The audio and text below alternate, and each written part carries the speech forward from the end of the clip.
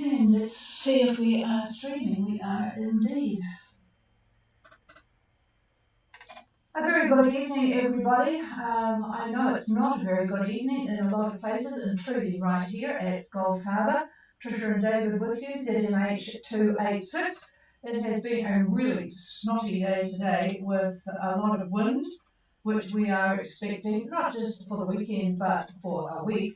It's been 15 to 20 from the southwest, gusting a little bit more sometimes. 12 degrees, can you imagine it? I know you people out there are suffering from wind, particularly in Vanuatu and New Caledonia, but you don't have 12 degrees, I bet you. Occasional rain, of course, sweeping through, just very, very unpleasant here. Well, let me tell you what the sequence of events is going to be tonight. I'm going to call for votes shortly. We only know of one out there that might want to talk to us, and that is a vote called Freedom Song, trying to get into New Caledonia. So we'll see if Gary's on frequency in a moment. Then David will give some comments about your weather, which is not going to be very wonderful comments. It might encourage you to look for that last bottle of wine you might have floating around somewhere. And then I'm going to give some news at the end of it all, and I'm just going to concentrate on the USA tonight because there have been a few interesting things going on there. So let's start with calling for any votes on passage, and I will first ask, is Freedom Song on frequency?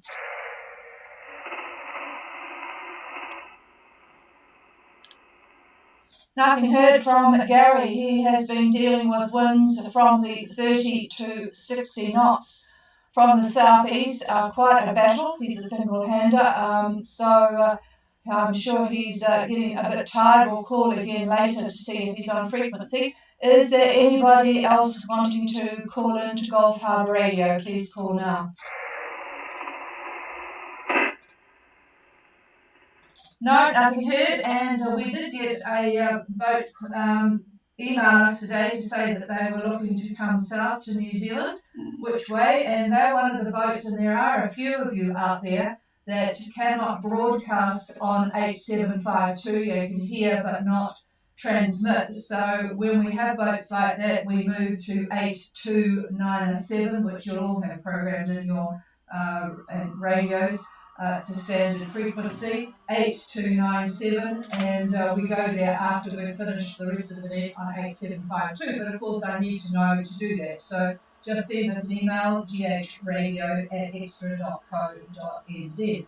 Okay, having said that, I will do a call towards the end of the program, but let's just see if David's got some comments on what is going on with our confounded weather. Confounded is right, and anyhow, just to let you know that the polar dip in this monstrous high that we've got sitting over all of us in the southwest Pacific, that polar dip, as we mentioned yesterday, had formed a rather nasty trough, had not yet turned into a depression, but that has changed. A depression has in fact formed, and it is a tropical depression, and it's formed between basically Vanuatu and New Caledonia. The good news is that this system is going to move very rapidly to the east. We're going to get quite a bit of relief for New Caledonia by late tonight into tomorrow. And Vanuatu is also going to get a bit of respite from this as well. However, right now, there are international gale and storm warnings out for that area between New Cal. Really, I would say anything south of about 20 degrees south is where all the warnings are.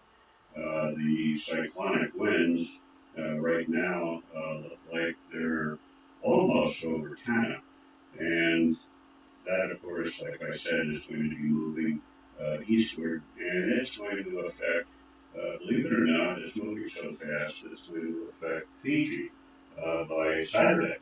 early Saturday or late Saturday, depending upon how quickly this thing does move.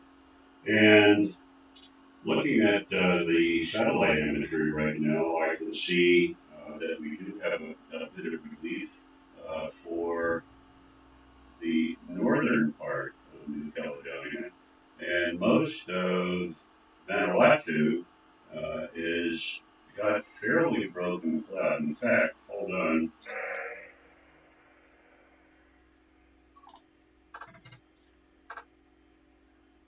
Yeah, I'm just taking a look at Tanna, the airport at Tanna, and right now the winds are 90 degrees, 20 dusting 30 knots.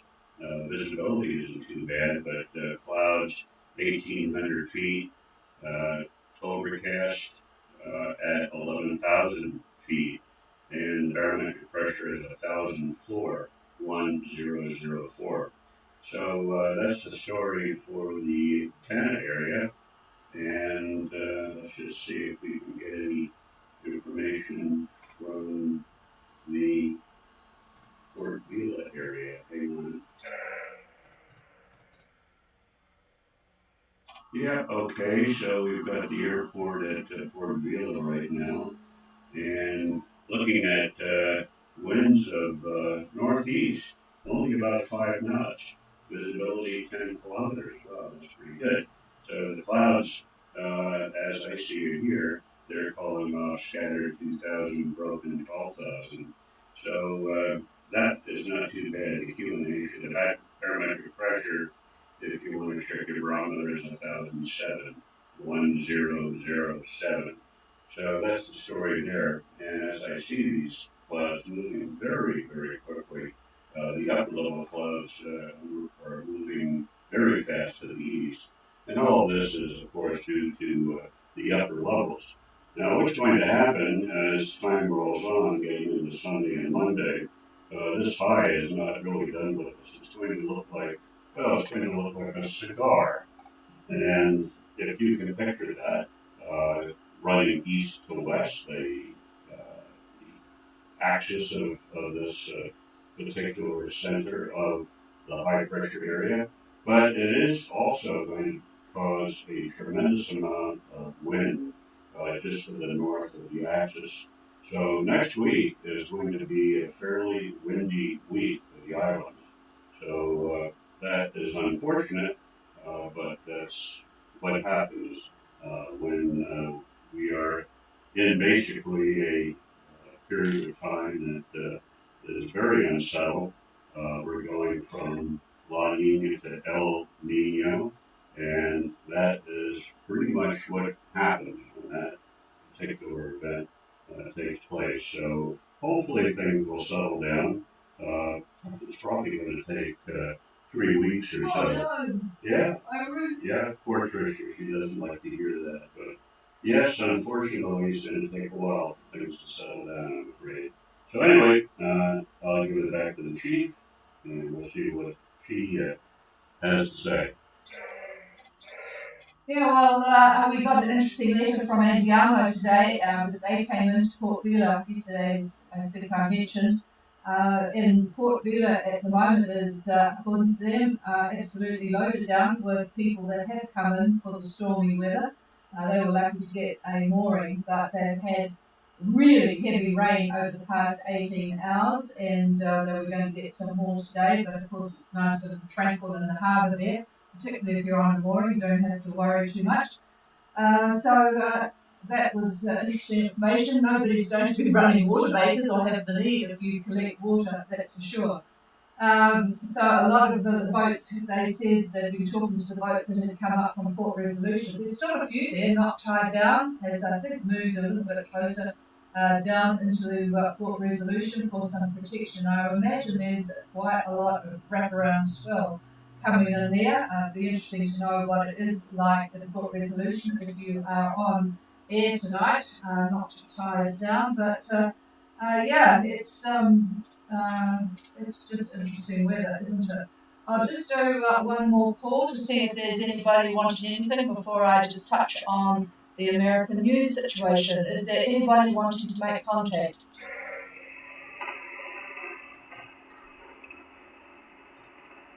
No, nothing heard. So if you are there, we'll give you one more chance at the end of the session.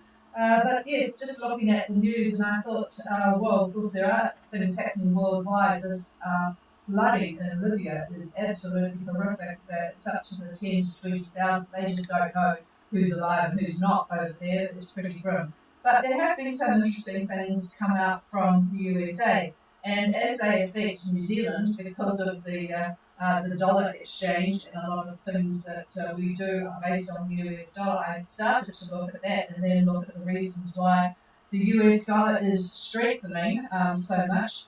It would be great news if it stays this way, and things that all the economists are saying that the US economy is much stronger than many expected. They still have inflation running at about 0.3%, but it's not as high. I mean, food and fuel are driving up, but everything else is pretty stable, if not dropping, such as house building and rent and things like that. The food prices in the States are up 4.3% for the year. That compares to 5.4% here in New Zealand, and it really is 5.4. I chuckled today when I talked to a boat that's going to come south. You need to fill up your freezers with fish because fish here is over $50 a kilo. So it's just terrific, the prices for food at the moment. Getting back to the US exchange rate, the Feds are going to be reviewing the official cash rate, the OCR, next week, but everyone thinks it's going to stay within the 5.25 to 5.5% range. So everything is pretty stable coming from America. So our exchange rate, because of the stability of the US dollar, is running at 0.593. 0.593. It's been between 0.590 and 0.593 all week, which means that if you come to New Zealand with your US dollar, you're going to get $1.69.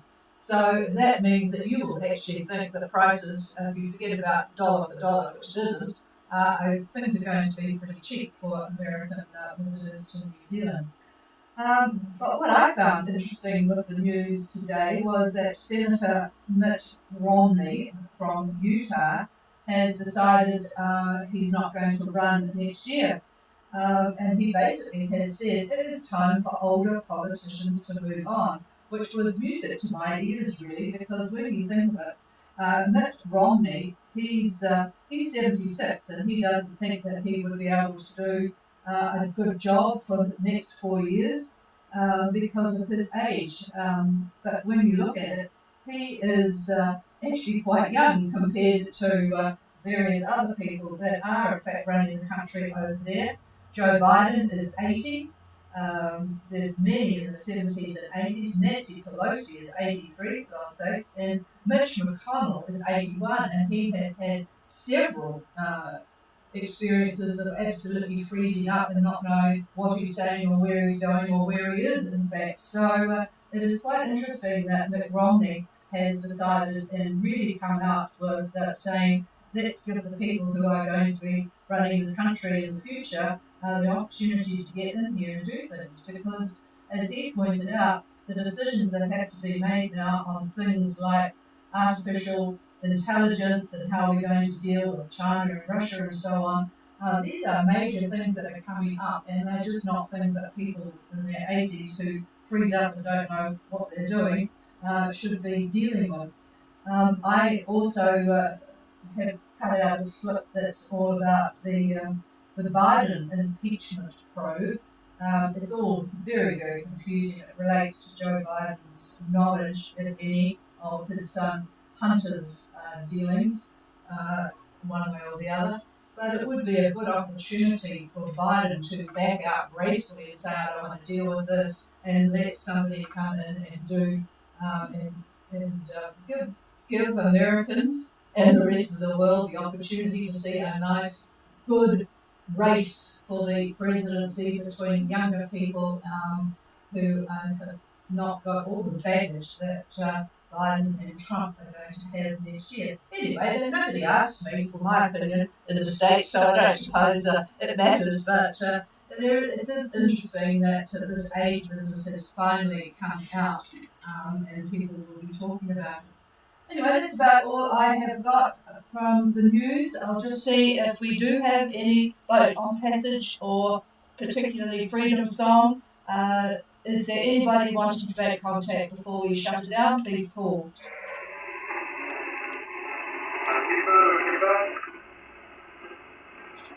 Well, there was somebody there, and I was just twiddling the knob. So could you call again, please?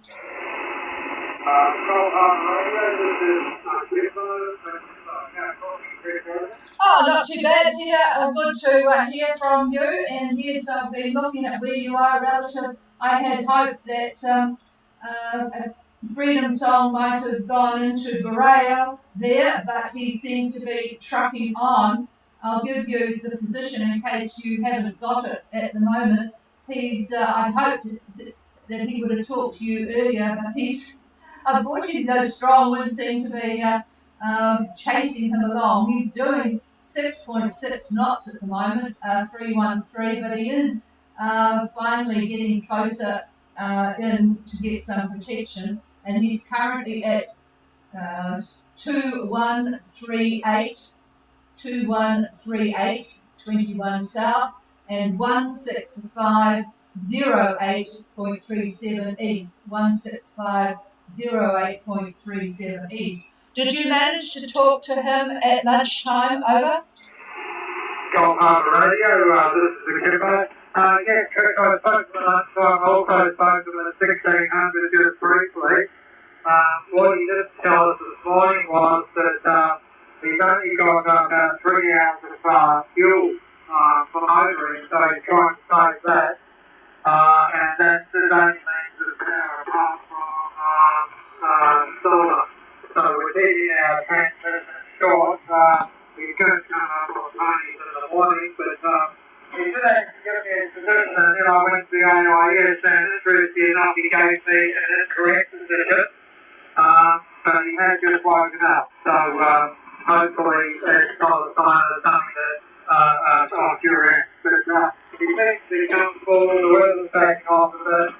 And he's going to stand off tonight going in the morning, so he thinks he'll position himself to go in the morning, but it's going to be further north than alright, over. Yeah, roger that. Yes, he is further north already, but of course it was a nice big open good place to enter for arrive, but never mind. Yeah, that position that I just gave was 6 minutes ago, and he's really trucking, well, it's 4.7 now, really trucking north. He sounds incredibly tired, which you would be after the last few days of dealing with those seas and winds. So good that you've got contact with him, and good that he knows that the authorities are fine. I mean, I'd have to say that of any country in the world, the Newcastle people are really, really, well, they're just sympathetic and knowledgeable about the problems of boats at sea. So they're very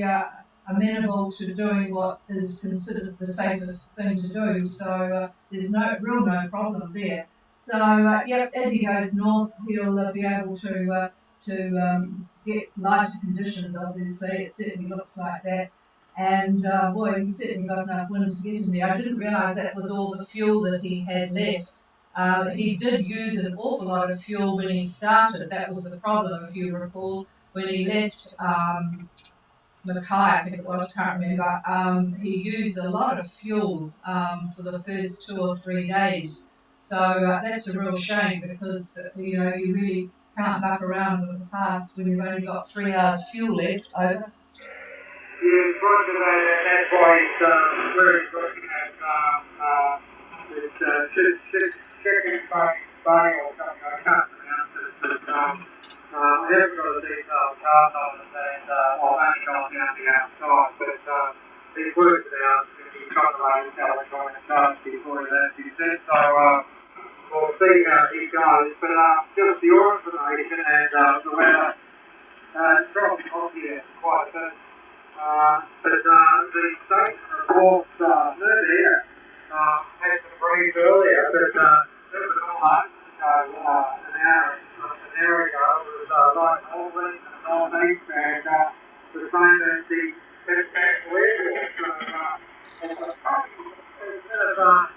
bit of mismatch going on here, Chris, Joe. Yeah, it sure sounds like it. And but where you are, right in there, we've never been up that far. It looks absolutely a brilliant spot to be over. There's no wind against it's just a brilliant strong wind anchorage. And the man is like the man is just wonderful. It's very mellow. It's only 3.8 at low tide, which I prefer a little bit more dense when it's getting a bit of contemporary. But no, getting a quick out of here just to go out from half from third to the few times we've been here before the blow. It was an effort getting us back up, over. Oh well, it does sound an excellent spot to be. Where is he now? David has just asked, "Where are you now?" And it's Bader. I don't know how to pronounce it either. Warai, and that's Oscar Uniform Alpha Romeo Alpha India. But where Akimbo is way up. You would like the Latin long, I suppose, do you? The boat is out there. Oh, the boat that's out there, Freedom Song, yeah. So yeah, I'll just, for other people that are listening, that bay is fantastic, obviously, in these conditions. You've heard what Peter is saying. The lat long for Akimbo up there is 2146 and 16545. Yeah, it just looks fantastic. So is there much to do on land over? I think it is really during the port on the towards the point, and there's a boat walking moving to the east or east of us, which looks like a road that takes us to our path. And it looks like it's probably under 10 kilometres to get to our path from there. So this anchorage, this bridge is bordered out to the region of Freddie Chester on a cruising guide. We were unaware until we actually saw the sky explored further up into the bay. There's a huge mangrove creek up here that runs right up towards Tyre and Weir. And it's quite navigable, just a little barge to get in. And we have found it, and we think it's a magnificent looking cyclone hole. But yeah, there you go. Nothing more there, Chris. So thanks for calling in. Gulf Harbour Radio info.